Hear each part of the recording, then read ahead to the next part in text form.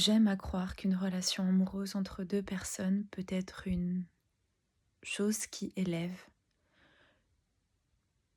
que aimer quelqu'un et être aimé par quelqu'un nous fait du bien, que on peut être aimé par une personne qui est notre fan number one, qui est notre premier supporter, qui nous encourage dans nos rêves, qui se réjouit pour nous et qui le montre, de se sentir aimé, sécurisé, contenu, de se sentir choisi par une autre personne. J'aime à croire que ce genre de relation amoureuse existe. Moi, j'ai vécu des relations amoureuses d'autres styles qui m'ont permis de me rendre compte de ce que je cherche comme relation dans le futur. Et en ça, chaque expérience est une leçon. Je n'ai pas envie de te faire de grands discours sur le pouvoir de la manifestation. Parce que quand on souffre, quand on a mal, on n'a pas envie qu'on nous dise, du moins c'est mon cas, j'ai pas toujours envie qu'on me dise qu'en fait c'est une question de manifestation, que c'est une question de fréquence et de vibration. Parce qu'en fait, il n'y a pas besoin de comprendre toute la vie pour la vivre. Et ça, c'est une très bonne leçon pour moi qui cherche souvent à tout intellectualiser, intellectualiser, mentaliser, parce que c'est une manière aussi de reprendre le contrôle inconsciemment et de se dire qu'on comprend un peu ce qui nous arrive. Mais on n'a pas besoin de comprendre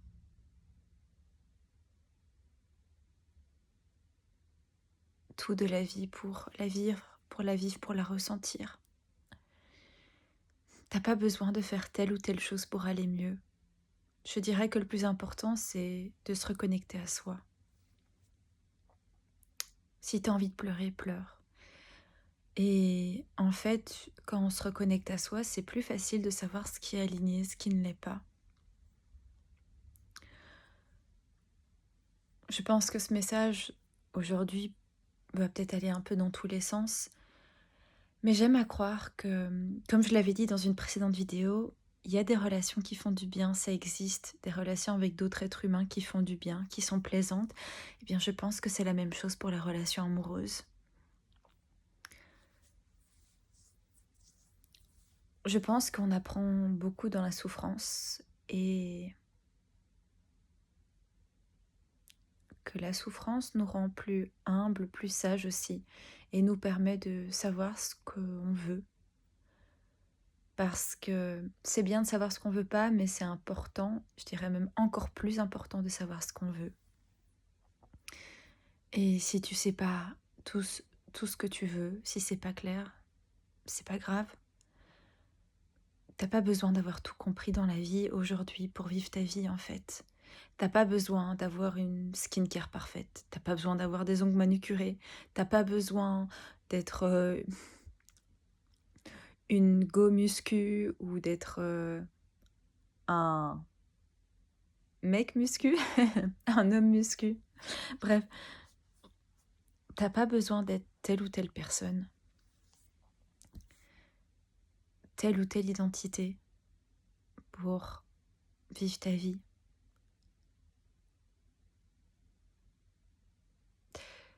En ayant grandi sans structure émotionnelle avec mes parents, j'ai souvent été perdue et confuse de me dire mais ils m'ont jamais donné le manuel en fait de la vie. Comment on fait pour vivre? Comment on fait pour passer telle ou telle épreuve? Mais en fait, même s'ils me l'auraient dit, ça aurait été leur version de la réalité. Et je sais depuis longtemps maintenant que c'est moi qui vais tracer mon chemin et que mon chemin se trouve hors des sentiers battus. Et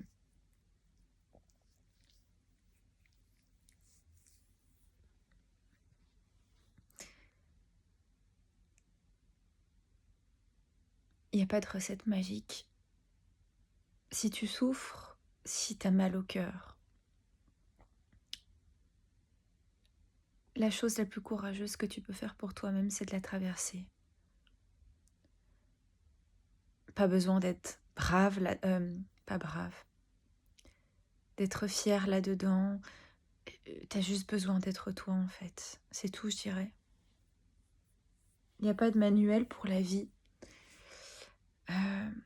Et quelque part, elle serait peut-être ennuyeuse si on avait un manuel. Mais il n'y a pas de manuel pour vivre la vie et t'as pas besoin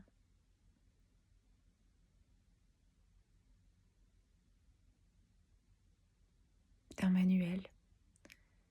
Je pense que l'expérience de la vie, c'est ressentir à travers soi, son corps, son cœur, son âme, et aussi quelque part le mental. Et avancer sur son chemin en regardant ce qui est juste pour soi. Parce que personne ne pourra le savoir mieux que toi.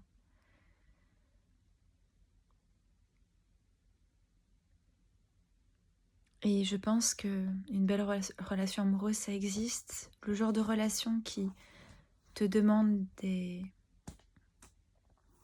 ajustements, mais qui ne te demande pas de t'abandonner toi-même et de renoncer à toi-même. Et je pense que, personnellement, je ne me suis pas rendu compte qu'en fait, je m'abandonnais dans mes relations précédentes, dont dans celle qui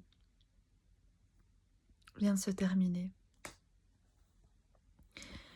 Et c'est un peu insidieux parce qu'on voit pas qu'on renonce à soi-même et qu'on s'abandonne pour la relation, pour l'autre. Et je me dis que là aujourd'hui, j'ai pas envie de parler de manifestation, quoi que ce soit. J'ai le cœur en peine, euh, j'ai mal.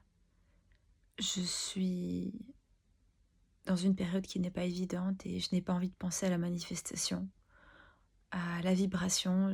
Tout ça, en fait, c'est hors de mon scope, de mon focus.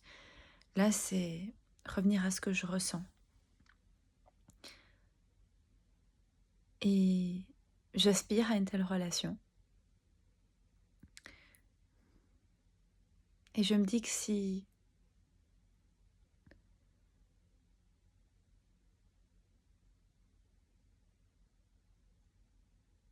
cela met du temps à arriver, eh bien c'est parfait comme ça. Et on pense souvent à ce qu'on voudrait dans la vie, mais la vie ne te donne pas ce que tu veux, mais ce que tu as besoin. Sauf si ce que tu veux est aligné à ce que tu as besoin.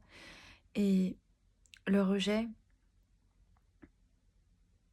la souffrance, une rupture, on peut vivre ça comme une grande injustice, mais je pense profondément que c'est une redirection de la vie. Et que si quelqu'un te rejette, ou que tu te sens rejeté, qu'une relation se termine, professionnelle, amicale, familiale, peu importe, amoureuse, c'est une redirection pour te rediriger vers autre chose. Et je pense qu'en ce sens, la vie est d'une grande intelligence et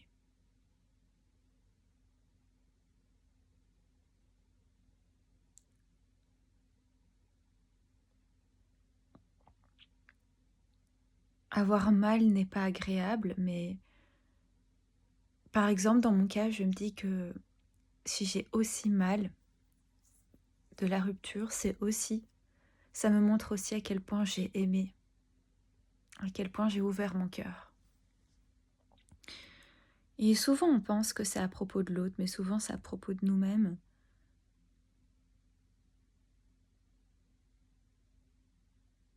À travers cette personne, j'ai pu expérimenter une forme d'amour plus pure que ce que j'avais connu peut-être avant, en tout cas différente,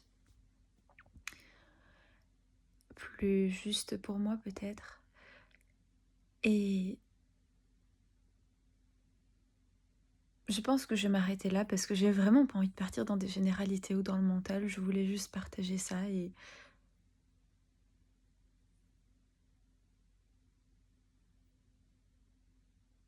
je suis prête à vivre la saison de ma vie que là je suis amenée à vivre. Et